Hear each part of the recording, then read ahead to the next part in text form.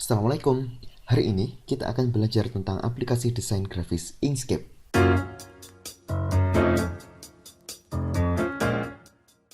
Aplikasi desain grafis sebenarnya ada banyak ya. Tapi kenapa sih kita belajarnya pakai Inkscape? Nah, aku akan kasih tahu 5 alasan kenapa kita pakai Inkscape. Yang pertama, Inkscape itu gratis. Kalau kita bandingkan dengan software desain lain yang serupa seperti Adobe Illustrator dan CorelDRAW, Inkscape jelas jauh lebih unggul masalah harga. Coba kita lihat.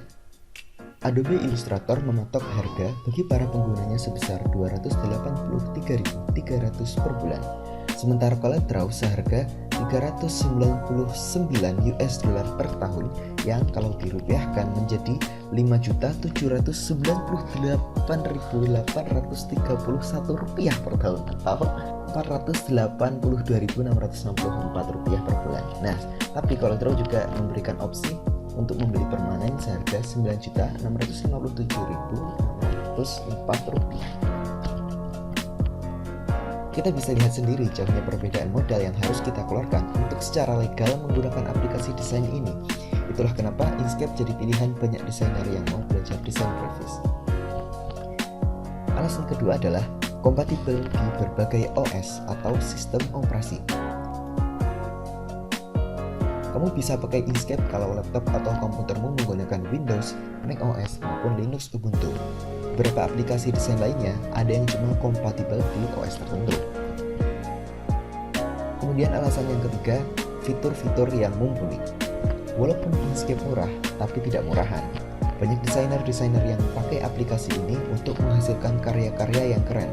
Kamu bisa buat karya seperti ilustrasi, logo, desain karakter, membuat CV atau biodata, bikin poster ilmiah, maupun poster publikasi, bikin postingan slide di Instagram, maupun mendesain feed Instagrammu.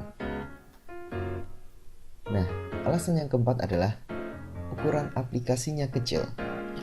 Dibandingkan aplikasi lain yang lebih populer, kamu hanya butuh waktu yang relatif sebentar untuk mendownload Inkscape. Mari kita bandingkan. AI berukuran 1,5 GB, Corel berukuran 1,6 sampai 2 GB, sedangkan Inkscape hanya 88,5 MB. Itu hampir 19 kali lebih kecil. Nah, alasan yang terakhir adalah aplikasinya ringan.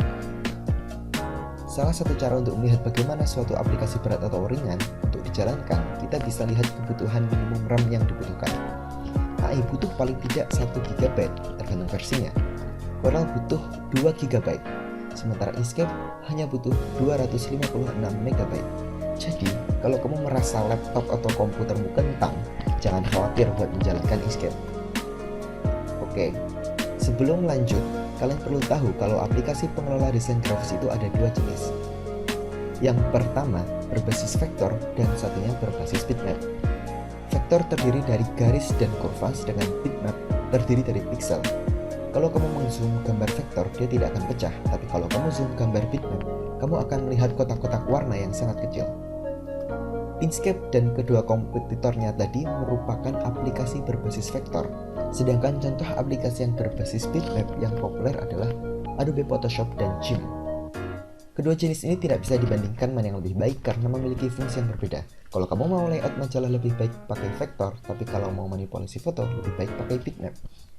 Meski Inkscape punya banyak kelebihan, tapi tentu saja juga punya kekurangan. Inkscape hanya bisa membuka satu halaman dalam satu dokumen. Fitur ini biasanya akan sangat membantu kalau mau bikin buku, majalah, dan lainnya yang butuh banyak halaman.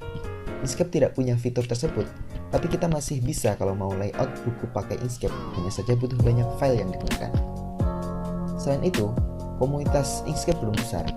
Pengguna Corel dan AI lebih banyak, jadi kalau misal ada masalah dengan aplikasinya, kamu akan mudah cari solusinya di internet. Kekurangan lainnya adalah ekspor file lebih terbatas. Inkscape hanya menyediakan ekspor file berformat PNG, tapi kita tetap bisa kok kalau mau ekspor jadi ke beberapa format lainnya seperti PDF dengan melakukan save as. Dan yang terakhir, update-nya lama. Ini wajar saja karena Inkscape itu gratis. Untuk mengembangkan program itu kan developer butuh uang. Nah, di Inkscape, para pengembang hanya mengandalkan donasi, sponsor, dan dukungan dana sukarela lainnya. Kalau Corel bisa update hampir tiap tahun, sudah naik versi. Inkscape ini baru saja meluncurkan versi 1.0 di tahun 2020 sejak pertama kali dirilis pada 2004 dengan versi 0.37. Oke, terus kalau mau download Inkscape gimana sih? Caranya gampang. Kamu tinggal googling dengan kata kunci Inkscape dan kamu akan menemukan situs resminya.